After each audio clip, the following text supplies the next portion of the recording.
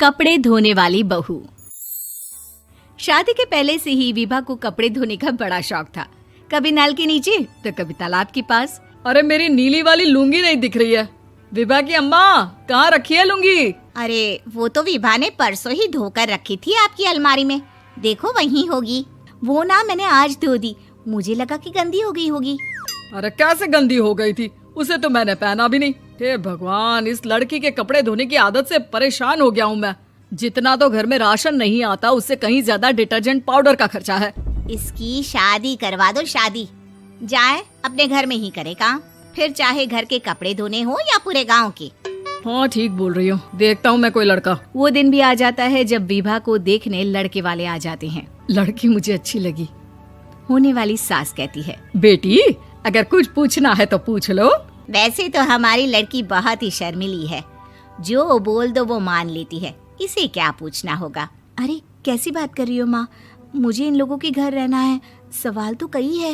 हाँ हाँ बेटा, पूछ लो ना, क्या पूछना है। आप लोगों के घर कपड़े कौन धोता है? सास का मुंह बन जाता है। देखो, अगर तुम ये कहना चाहती हो कि तुम्हें कपड़े धोने नहीं आते तो सुन लो, कपड़े मैं ही धोती हूँ, लेकिन तुम्हारे आ जाने के बाद मैं रुमाल तक नहीं धोऊंगी। अरे चुप रहना भाग्यवान, बहू बेचारी घर आई नहीं, उसे डराना शुरू कर दिया। वो क्या है ना बिटिया, अभी तक तो ये कल्लू की माँ ही धोती थी, लेकिन अब तुम्हारे पापा तो दहेज में वॉशिंग मशीन देंगे ही। तभी विभा की माँ बोल पड़ती है, सवाल भी पूछा तो क्या। वैसे भाई साहब, मशीन की तो फिर भी कपड़े धोने की कैपेसिटी होती है। मतलब जो बिटिया दे रहे हैं ना विभा, इसे कपड़े धोने का बहुत शौक है। ये आप लोगों के क्या, आस पड़ोस गांव मोहल्ले सबके कपड़े धो दे और उफ तक ना करे। बाहर देखा नहीं आपने कितने कपड़े सूख रहे हैं? सब हमारी बिटिया ने ही तो धोए हैं। बस भी करो ना माँ, शर्म आ रही इतनी तारीफ सुनकर।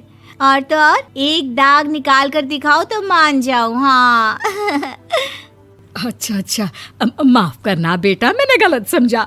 हमें तो रिश्ता बहुत पसंद है। और ऐसे जुड़ जाता है रिश्ता कपड़े धोने का शौक रखने वाली विभा का। उसकी शादी हो जाती है कोयला फैक्ट्री में काम करने वाले कल्लू के साथ। शादी के बाद अचानक विभा चिल्लाती हुई सास के पास आती है। सासू माँ, अरे सासू माँ कहाँ है आप?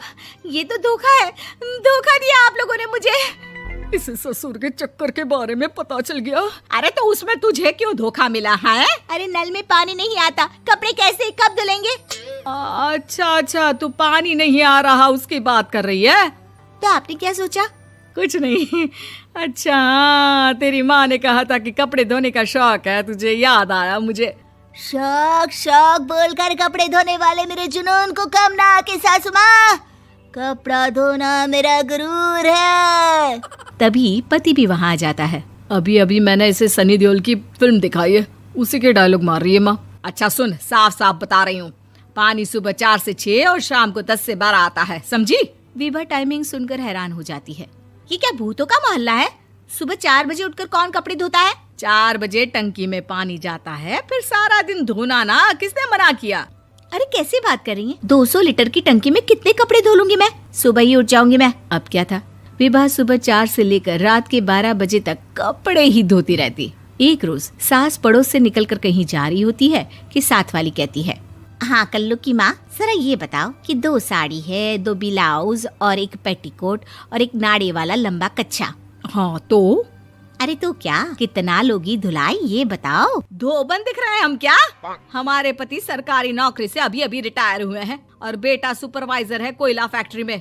धोबन समझ रखा है हमें?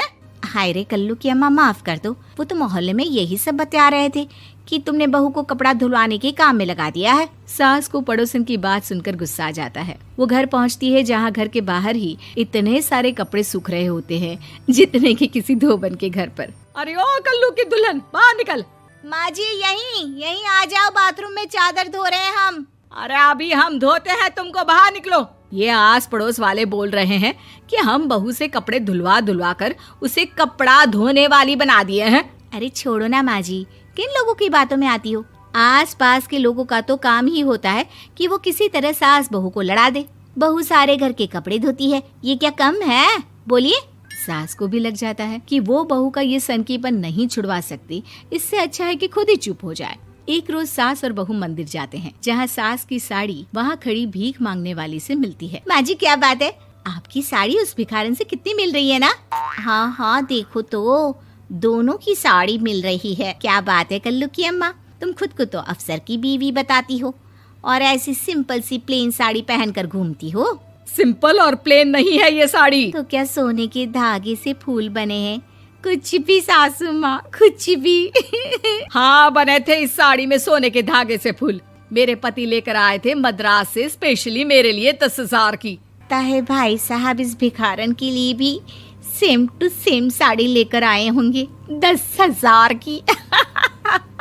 सास उस वक्त तो कुछ नहीं कहती, लेकिन बहू के साथ घर आती है और अलमारी से एल्बम निकाल कर लाती है। ये साड़ी देख रही है, ये वही साड़ी है जिसे मैंने अभी पहना था। इस साड़ी में ये जो चमकदार फूल दिख रहे हैं ना, ये सोने के धागों से काढ़े गए हैं।